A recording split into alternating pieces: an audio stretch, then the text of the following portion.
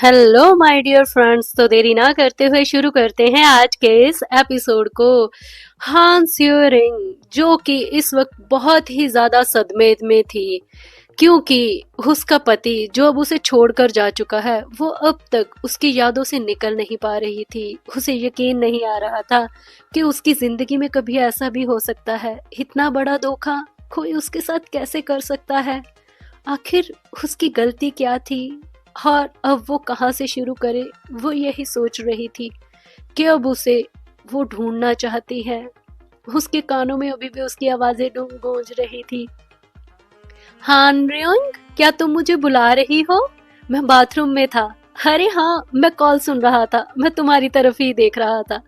बस ये सारी बातें अभी तक उसके दिमाग में चल रही थी।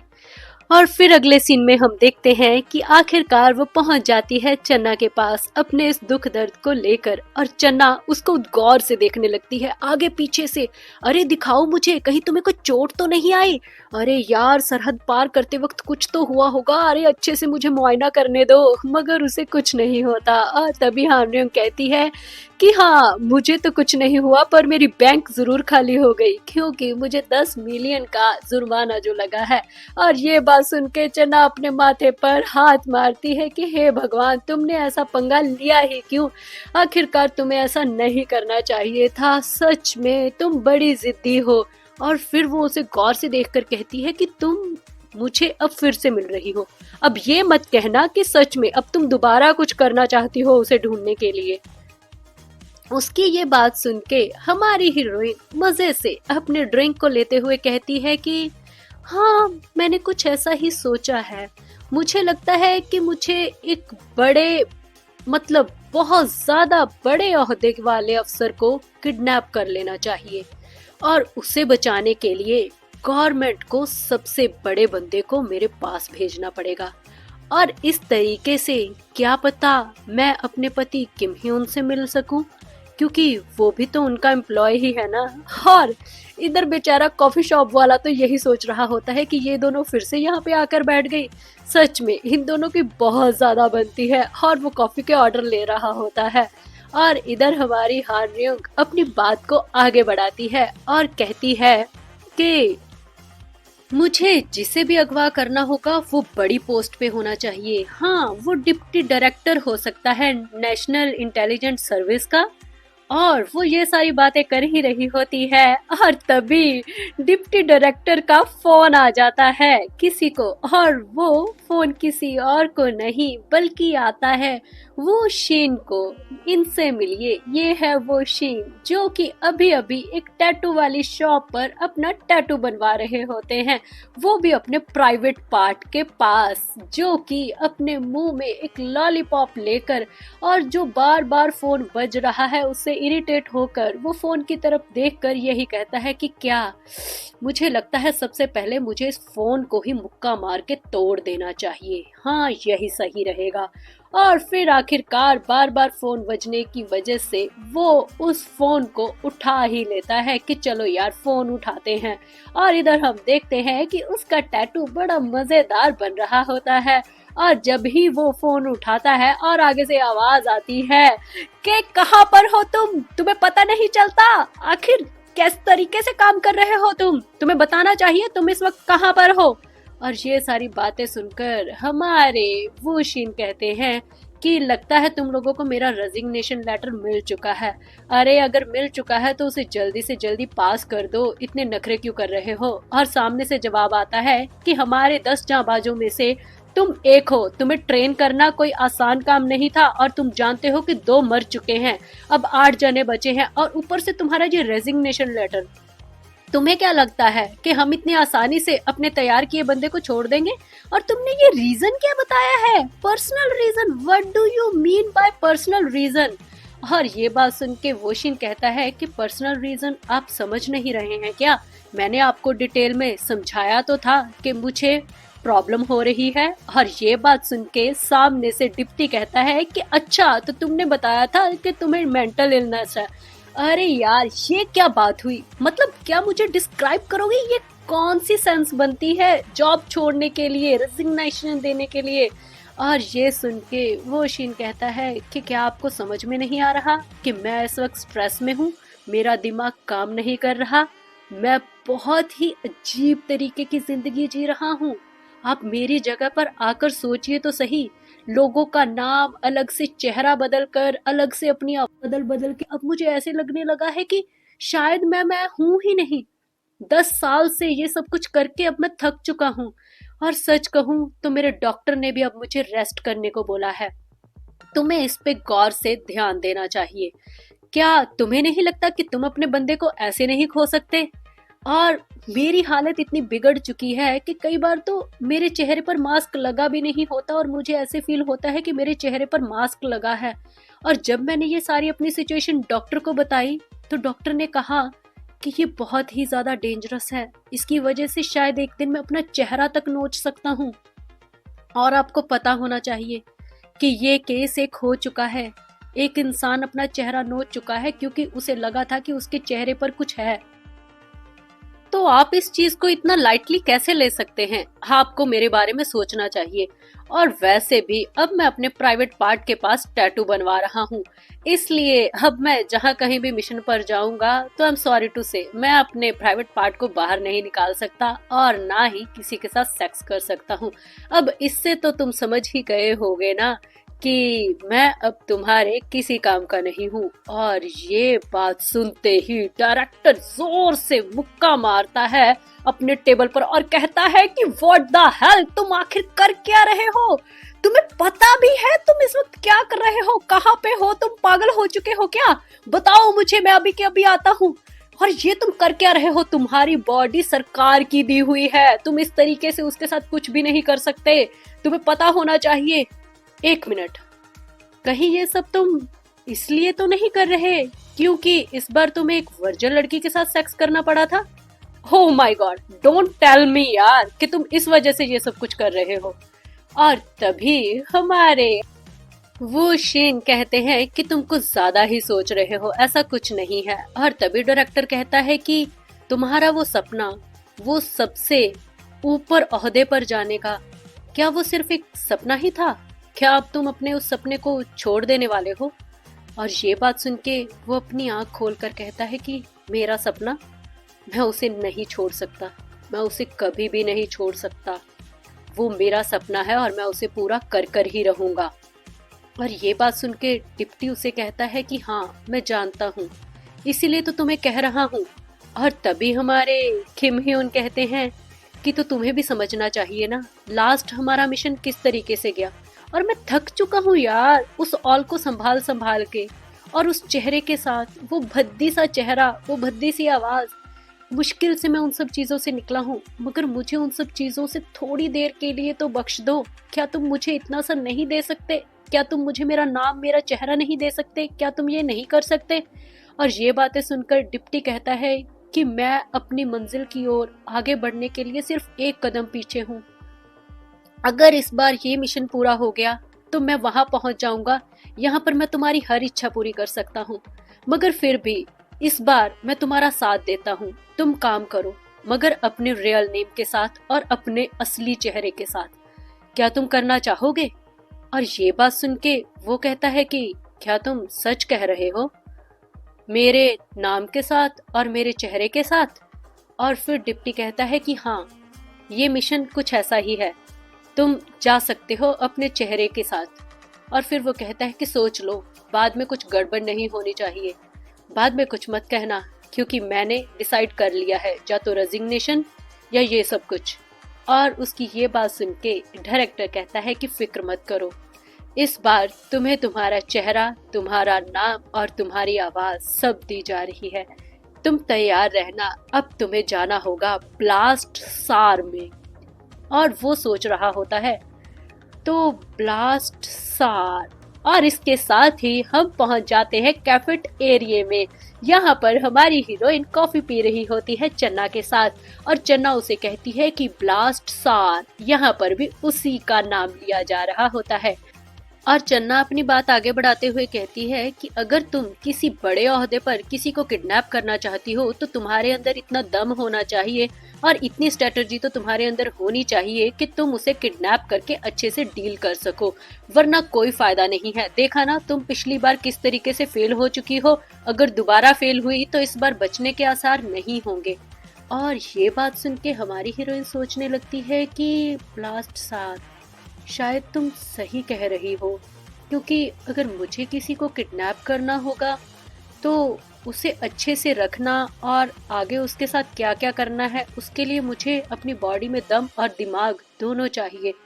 शायद तुम सही हो, मुझे थोड़ा बहुत इन सब चीज़ों का एक्सपीरियंस चाहिए और क्या पता वहां पर हमें कोई अच्छा अफसर भी मिल जाए। और चन्ना भी आगे यही बात बढ़ाती है और आंखों में आंसू लेकर कहती है कि सच कहूं तो तुम्हें देखकर मुझे मेरी छोटी बहन की याद आती है, इसलिए मैं तुम्हारा साथ दे रही हूँ और कुछ भी गलत मत समझना, ठीक है ना? और तुम्हें इस बारे में सोचना चाहिए। और हमारी हीरोइन कहती है कि हाँ, वैसे तुम सही बोल रही हो, ये ऑप्शन मेरे लिए बहुत अच्छी है। अगर मैं वहां जाऊंगी तो कुछ सीखूंगी ही। और इधर चन्ना अपने नकली आंसुओं को साफ करते हुए सोच रही होती है कि हाँ हाँ, सोचो सोचो, मैं तो चाहती हूँ तुम वहां पहुंच जाओ, वहां पर इतने सारे मर्द हैं, वहां पर जब तुम जाओगी तो कोई ना कोई तो तुम्हारे लेवल का होगा ही और शायद तुम अपने उस घटिया से पति को भूल सको। देखना फिर तुम्हारी जिंदगी कितनी आसानी से निकल जाएगी, शायद इस तरीके से तुम अपनी जिंदगी अच्छे से जी सको। हाँ हाँ, चन्ना सही सोच रही है, इस बंदी को तो उस जंगल से निकालना ही पड़ेगा। हाँ, पता नहीं किसके चक्कर में फंसी हुई है।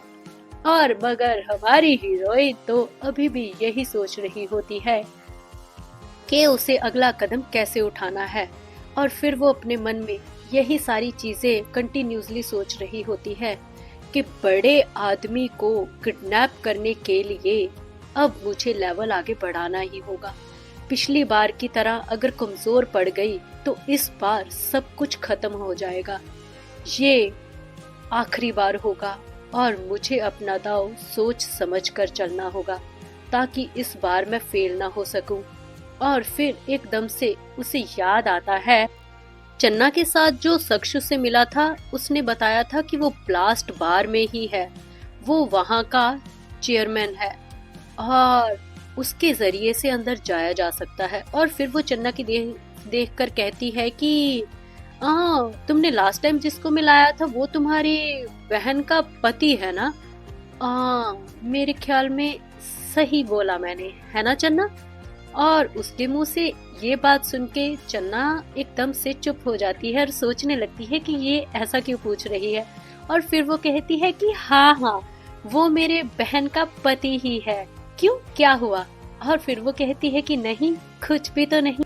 और फिर एकदम से एक शातिर सी हंसी हंसते हुए वो उसकी तरफ देखकर कहती है, इसका मतलब कि तुम दोनों रिश्तेदारी में हो, फैमिली हो एक दूसरे की, है ना? और चन्ना कहती है कि हाँ, हम फैमिली ही तो है ना एक। और उसे याद आती है वो तस्वीर, यहाँ पर वो तीनों थे, मतलब कि ब्लासार का चेयरमैन, उसकी बीवी और हमारी चन्ना जो कि उसकी बहन होती है।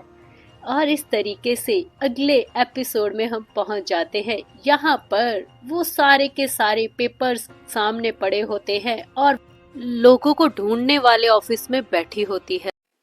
चन्ना के जीजू के पास आकर हान रियुंग अपनी बातें करनी शुरू कर देती है और कहती है कि मेरी चन्ना से बात हुई है और उसने बताया कि आप लोग फैमिली में हैं। और तभी वो पेपर्स को उठाती है और पेपर्स के साथ खेलना शुरू कर देती है और साथ में ही बातें करने लगती है और कहती है कि आपको पता है, मैंने जो प्लान बनाया था वो प्लान फेल हो चुका है। मैं पकड़ी गई और मुझे सजा हुई।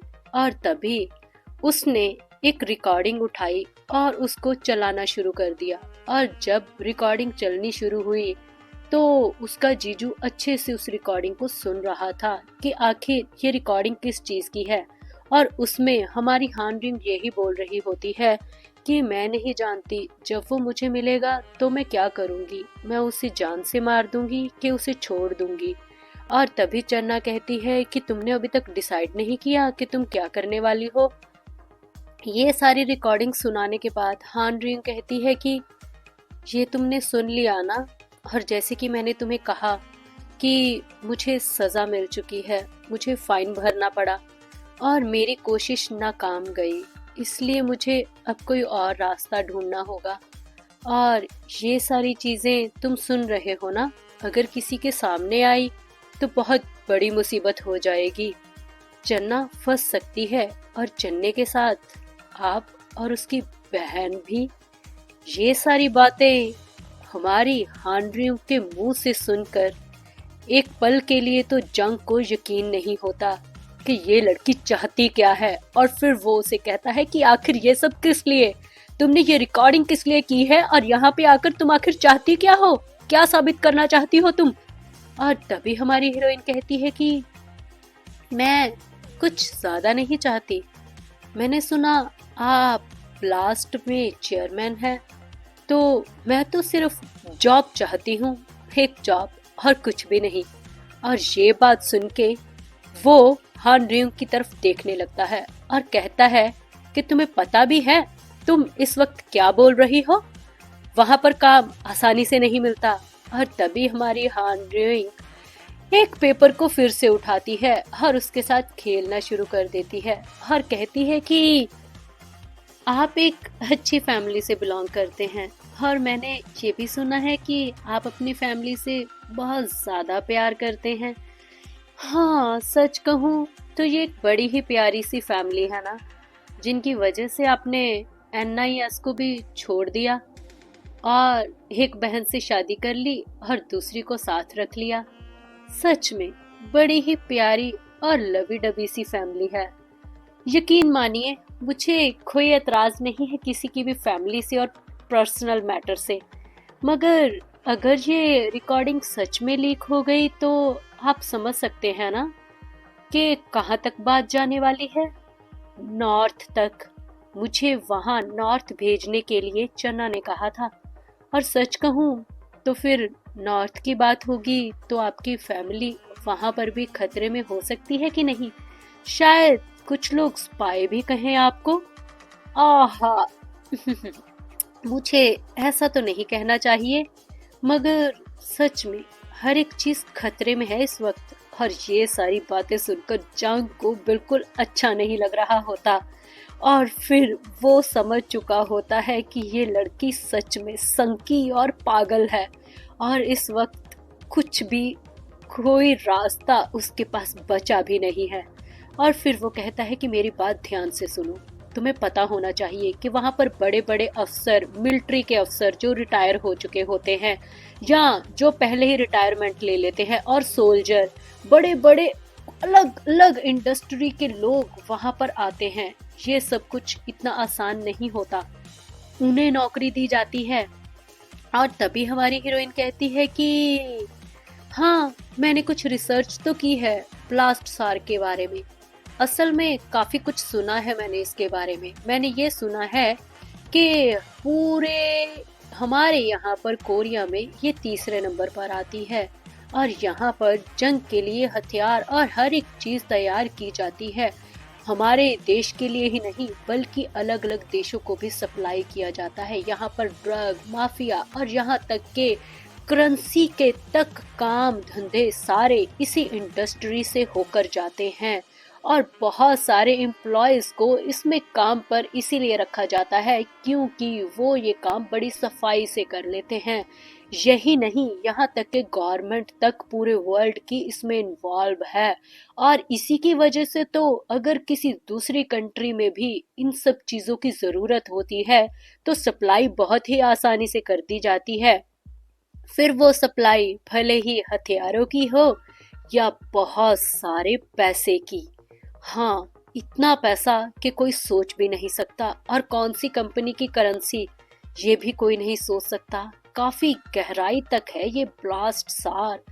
ये कहें कि ये ऑर्गेनाइजेशन काफी पावर रखती है, मगर क्या किसी को ये पता है कि उसका चेयरमैन अलग से लोगों को ढूंढने की एक एजेंसी चला रहा है? सच में ये कुछ अजीब सी बात है ना, हजम नहीं होगी किसी को। और ये सारी बातें सुनकर चेयरमैन कहता है कि हद है, तुमने ये सब कुछ कहाँ से पता किया और क्यों पता किया? आखिर तुम्हें ये सारी जानकारी क्यों चाहिए? और फिर वो कहती है कि मैंने कहा ना, मुझे काम चाहिए, इसीलिए तो मैंने ये सारी इंक्वायरी की है। वो फिर कहता है कि देखो, तुम शायद मेरी बात अच्छे से नहीं समझ पा रही हो। यहाँ ब्लासार में एंटर करने के लिए तुम्हें एक बड़े रैंक पर होना पड़ेगा।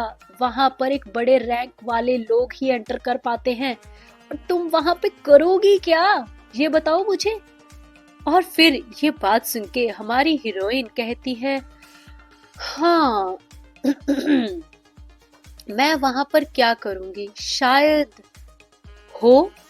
और ये बात सुन के वो इससे पहले कि अपनी बात आगे बढ़ाती, वो कहने लगता है कि क्या कहा तुमने? अब ये मत कहना कि तुम वहां पे कत्लेआम शुरू करने वाली हो या तुमने कुछ ऐसा किया हुआ है, वहां पे ये सब नहीं चलता। और फिर वो कहती है कि हे भगवान, मैंने ऐसा तो नहीं कहा था कि आप कुछ और समझ रहे हैं। मैं तो ये कह रही थी कि मैं हाउस होल्ड के सारे काम कर लेती हूँ। और इसके बाद ठीक एक हफ्ते के बाद हम देखते हैं कि स्टोरी आगे बढ़ चुकी होती है और हमारी हीरोइन को आखिरकार ब्लासार में नौकरी मिल ही जाती है और वो अपनी इंटरव्यू देने के लिए पहुंच जाती है। वहां पे इंटरव्यू लेने वाला शख्स कहता है कि ये इंटरव्यू तो सिर्फ एक फॉर्मेलिटी है, क्योंकि आपको चेयरमैन ने भेजा है तो आपको तो वैसे भी सिलेक्ट कर ही लिया गया है, इसलिए बेफिक्र रहिए, आपको तो बस मेरे कुछ सवालों का जवाब देना होगा। और अच्छे से देखने लगता है और कहता है कि हाँ अच्छी बात है, तुम्हारा कहने का मतलब है कि तुम यहाँ पे किचन का सारा काम करोगी, कपड़े सारे धोओगी और सफाई वगैरह, हाँ ये सारे काम। और फिर वो उसे देखने लगता है और कहता है कि चलो ये चीज भी सही है। यहाँ पर तो ज्यादातर बुजुर्ग औरतें ही काम करने आती हैं। पहली बार कोई जवान जहान औरत यहाँ पर काम करने आई है। और फिर वो उसके फिगर को बहुत ही ध्यान से देखने लगता है और कहता है कि इसी बहाने सही हमारे यहाँ पर जितने काम करने वाले हैं, अब उनका मन अच्छे से लगेगा काम में। और उसका ये गंदी नजरें देखकर हान रियूं कहती है कि यहाँ पर सारे के सारे मिलिट्री और सोल्जर ही है ना, तो उनके पास कुछ हथियार वगैरह भी होंगे। और ये बात सुन के इंटरव्यू लेने वाला कहता है कि हाँ हाँ, अरे तुम डर गई क्या, फिक्र मत करो, अगर तुम्हें कोई हाथ लगाएगा तो तुम्हें बचाने वाले भी बहुत है यहाँ पर। और तभी हमारी हीरोइन उसकी ये गंदी वाली हंसी देखकर कहती है कि ये मैं इसलिए नहीं कह रही हूँ कि मुझे डर लग रहा है, ये मैं तुम्हें बता रही हूँ कि यहाँ पर हर एक चीज हथियार है, इसलिए तुम अपना ये गंदा मुंह बंद रखो, इससे पहले कि मैं तुम्हें कुछ उठाकर मार दूं। मतलब पहले ही दिन मैडम ने आकर पंगा ले लिया था। और फिर वो नुक्कड़ पड़ती है अपने काम पर जाने के लिए, उसे बाय बाय कर कर, मगर वो कॉरिडोर से निकलते हुए थक जाती है और सोचने लगती है कि ये कितनी दूर है। इतनी दूर होगा मैंने सोचा भी नहीं था, मतलब मैं थक चुकी हूँ यार, आखिर कब पहुँचूंगी मैं। और बेचारी इससे पहले कुछ और सोच पाती, तभी उसे धक्का पड़ता है, पीछे से कोई क्रॉस करके निकलने लगता है। और इससे पहले को वो पलट के देखती तभी उसे कॉल आ जाती है चन्ना की। और फिर वो चन्ना का फ़ोन उठाकर कहती है कि हाँ वो पहुँच चुकी है, बस वो काम वाली जगह पर ही जा रही है। उसकी ये आवाज़ सुन के सामने जो शख्स अभी अभी उससे टकराया था वो वहीं पर रुक जाता है कि ये आवाज़ कुछ जानी पहचानी सी है। और वो शख्स जो अभी अभी हमारी हान रिंग से टकराया था वो कोई और नहीं, वो होता है किम ह्यून, यानी कि वो शिन, जो कि अभी अभी हमारे ब्लास्ट सार में काम के लिए पहुंचा था। यानी कि दोनों एक ही दिन एक ही जगह पर पहुंच चुके हैं साथ में काम करने के लिए। और फिर पहुंच जाते हैं हम ठीक 1 महीने की लीप में। 1 महीने के बाद हम देखते हैं कि हमारी हीरोइन बहुत ही अच्छे से सारा काम कर रही होती है और उसे आता हुआ देख एक लेडी मेड उसे कहती है कि अरे तुम वहां पर सफाई कर आई हो, आ जाओ अब जल्दी से, हम लोग भी खाना खाते हैं। अब वैसे भी सब लोग खाना खा के जा चुके हैं, सिर्फ एक दो टेबल ही बाकी हैं। हमारा खाना भी ठंडा हो रहा है, आज हमें गरम गरम मिल रहा है खाने को, तो आ जाओ फटाफट खा लेंगे। और तभी हमारी रेयंग कहती है कि हाँ ठीक है, फिर जो दो टेबल हैं मैं बस वो क्लीन करके आ जाती हूँ तुम्हारे पास, फिर हम लोग अच्छे से खाना खाएंगे। हर मेड कहती है कि हाँ ठीक है, जल्दी आ जाना। ये सुन के हमारी हान रेयंग आगे की ओर बढ़ने लगती है, वो टेबलों को साफ करती हुई बढ़ती है और तभी उसके कानों में कुछ बातें पड़ती हैं। दो लोग आपस में बातें कर रहे होते हैं और एक शख्स कहता है कि वो जो सीक्रेट डिवीजन का हेड आया है, हे भगवान, सच में अब तो सीक्रेट डिवीजन में एंटर करने से भी डर लग रहा है। कितना भयानक है वो, सच में यार, मतलब कि उससे आते ही अजीब सा माहौल हो चुका है। इतना जग कैसे हो सकता है, वो किसी को जीने तक नहीं दे रहा। और तभी एकदम से हमारी हीरोइन के दिमाग में आता है कि सीक्रेट, हाँ यहाँ पर तो चन्ना भी है ना, उसी जगह पे काम करती है वो, हाँ यही तो बताया था उसने मुझे। और फिर वो एकदम से बैक फ्लैश में चली जाती है कि जब उसे 10-15 दिन यहाँ पर आकर हुए ही थे, बेचारी बहुत ज्यादा थकी हुई थी और अचानक से चन्ना उसे मिलने आती है और उसे देखकर कहती है कि हे डार्लिंग, कैसी हो तुम, अरे बड़ी देर के बाद मिली हो, अरे खुश तो हो जाओ, और सब कैसा चल रहा है यहाँ पर, तुम्हें कोई खूबसूरत अच्छा सा स्मार्ट सा मिला क्या, तुम्हारी शक्ल देखकर तो लग रहा है कुछ तो हुआ ही होगा, है बताओ मुझे। हाँ बेचारी कुछ और ही सोच रही होती है, मगर हमारी हान रीम कहती है कि मैं थकी हुई हूँ, तुम बताओगे कि तुम्हारे पास टाइम ही नहीं होता आजकल मिलने के लिए। और तभी चन्ना कहती है अरे यार तुम मेरे साथ क्यों रूठ रही हो, पूछो मत, ये जो हमारा नया हेड आया है सच्ची में बहुत ही घटिया इंसान है यार, जीना हराम करके रखा है उसने, इतना काम करवाता है कि ना तुम सोच भी नहीं सकती। मतलब कि वो तो कुछ और ही है, मशीन है, वो बंदा थोड़ी है, उसने तो पागल करके रखा है। इसलिए प्लीज तुम मेरी मजबूरी समझ सकती हो ना, मेरी बहन बनके देखो, मेरी तरफ देखो, मेरी थोड़ी सी मजबूरी समझो, इसलिए तुम्हें मेरा साथ देना चाहिए, ना कि मुझसे गुस्सा होना चाहिए, समझ गई तुम। और जो हम काम कर रहे हैं उस मिशन पर ध्यान दो बस तुम, ठीक है। और तभी हमारी रेयंग सोच रही होती है कि हाँ चन्ना भी इसी के बारे में बात कर रही थी, क्या वो इतना बुरा है कि सब उसकी शिकायत कर रहे हैं, कैसा है वो आखिर।